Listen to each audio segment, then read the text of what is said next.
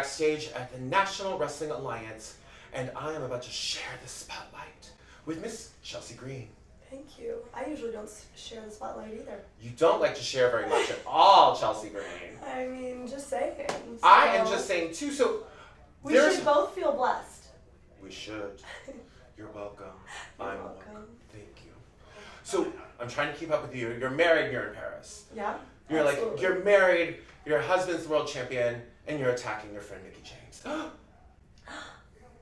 So, oops. Oops, I did. So, first I just want to talk to you about that night in Oak Grove.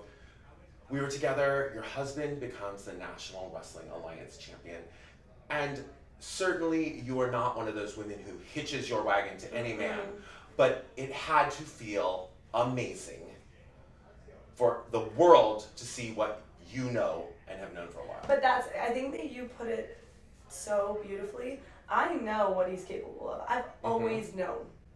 Since 5 years ago, the day I met him, I always knew what he was capable of. He told me what he was capable of. He knew what he was capable of. And now the entire world gets to see it. And I think that's the beauty of wrestling and being in a company like NWA that believes in you, is you get these shots, and then you get to take advantage of them.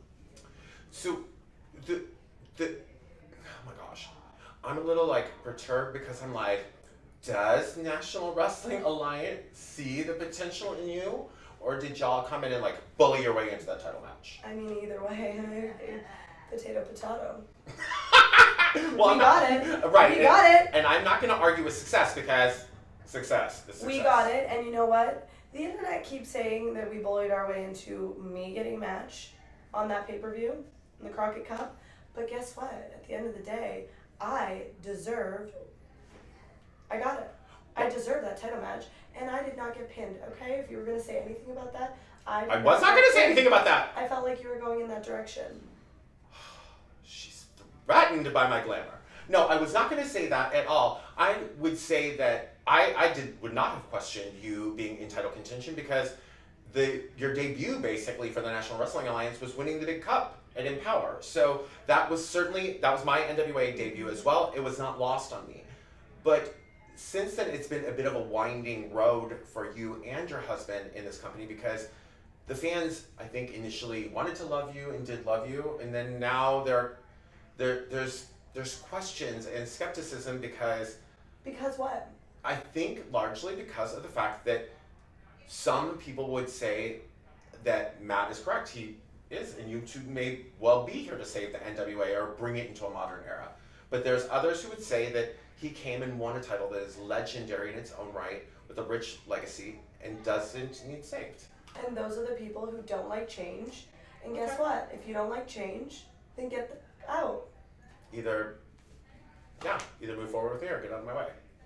So really, it needed updating, okay? And if you don't think that it needed updating, you're blind. I certainly think that there are things that could potentially be more modernized about it, but I don't think that was a nice way of putting it. Oh At the end of the day, we are bringing this title and this company into the modern era. Wake up, smell the friggin' roses, jump on the bus, and let's go. So now we have also seen a convergence of you and Matt are quite very, very much across the board in many places, and your fingers in many pots. Of course, here and as well as in Impact Wrestling, and we are fully aware of the crossover between Mickie being here, Mickie being there, Nick and Mickie and you and Matt. And how did it come to pass that your friendship with Mickie was compromised by all this? Here's the thing. You guys didn't see a lot of this, but there was tension brewing because Mickie continued week after week to treat me like a little sister. All I wanted to be was her equal, okay? She continued to say that she didn't need me ringside, and yet every single time that I was in the ring, who came running down to save me? Mickie James. That would be great if this was a two-way street.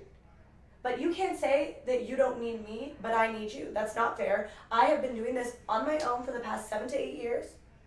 So guess what? We are absolutely equals. And I had to teach Mickie a lesson. She said she didn't need me. She didn't want me there. Then guess what? I won't be there. Okay. would there not have been a more upfront way to do it? Like what? What are you suggesting? Just that, I mean, you know, like a conversation like, girl, if you don't want me there, then I'm definitely not. Like, Do you know what? I asked her time after time after time if she needed me. Then I moved on to telling her that she needed me, telling her that I should be in her corner, giving her examples of times that she could have used my presence. Okay. And she continued to treat me like a little sister and continued to talk down to me and continued to treat me like I was lower than her and she needed to be taught a lesson. Sometimes words do not work. And this was the case. Okay. This situation, which transpired largely on Impact Wrestling, has now spilled over very heavily into the National Wrestling Alliance. Well, I mean, it doesn't just stay. It doesn't. Yes, that's. What's it gonna? We're gonna turn it off the minute we get out of the ring. You know. It would be foolish to think that. Yeah. But this is a scenario where I think that people who want to disparage you or Matt and say sort of like you bring this baggage with you to the National Wrestling Alliance. Here's another situation where something that transpired somewhere else is now impacting our world championship scene in the National Wrestling Alliance. It was always going to. Because those men have extremely strong partners in Mickie James and myself. It was always going to spill into NWA whether Mickie and I were here or not. Because guess what? When Matt goes home at night, he's going home to me and the issues that I have with Mickie. When Nick goes home at night, he's going home to crazy hardcore country Mickie. Same thing. Tricky Mickie. Licky Ticky Mickie, I don't know. So I mean, of course it was going to spill into NWA. Did I assume that Mickie was going to come back here and show up when I got in the ring? No. Okay, I did not see that coming. I thought she was going to be at home feeding her horses, singing into her microphone, putting her kid to sleep. But I guess she had the night off and she wanted something to do, and she was there, and Nick got lucky. Or Matt got lucky by retaining the title by disqualification. Again, potato. He won, and that's really all that matters, right? Yes, it could be that. That's the argument. That's for certainly one point of view. I'm curious now with your husband as the NWA World Champion and this kind of brewing feud that is happening with Mickie, whose husband is the challenger, one of the top challengers for the title. There would have been an argument at one time, I remember, where somebody, during the height of Nick's long reign as the NWA World Heavyweight Champion, somebody referenced Mickie as the First Lady of the National Wrestling Alliance. So with that in mind, do you feel like the First Lady of the NWA? Yeah, I absolutely do. The Cardonas are absolutely the first family of the National Wrestling Alliance. There's no one like us. And I've said this over and over again.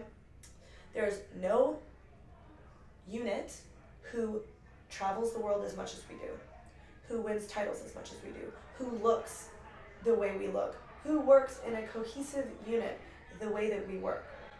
You cannot deny it. You absolutely cannot deny it. And every single time that one of us is out there in the ring, we're either trending, or there are gifts being made of us, there are memes, someone's trying to cancel us, and you know why? Because we are absolutely 100% the most relevant group in professional wrestling. Okay. I'm curious about your pursuit of the Women's Championship, because you've been here now for since last August. You came in at Empower, and you've been in and out of that title picture with your husband at where he is now. I would think that you might be ultra focused on the Women's Championship, but that does not seem to be the case yet. No, I am. I absolutely am. But unfortunately, you have to kiss a couple of frogs before you get to the prince being the title. Look, the first time that I faced Camille, she got lucky. I had a broken arm. Okay? Mm-hmm. The second time, she didn't pin me. She pinned Kylie. Yes. So, all I have to say is that I absolutely am next in line for the Burke. Having just called you the First Lady, and having just said that the Cardona family is the most influential in the National Wrestling Alliance, a lot of people right now are talking about Camille and Thomas Ladner as the power couple. No. And Come on. And how does that make you feel? Come on. Like, I know you don't actually believe that. There's no way you can believe that. No. Well, that's the coined phrase. No. I mean, okay, well, sure. If you think that Amazon is better than Louis Vuitton, and the cheap little slides that you get at Amazon is better than the Balenciaga slides, then okay. Because that's what they are. They are the knockoff version Okay. of myself and my husband, period. All right. Well, this has been Pollo Del Mar sharing the spotlight with a very defensive Chelsea Green.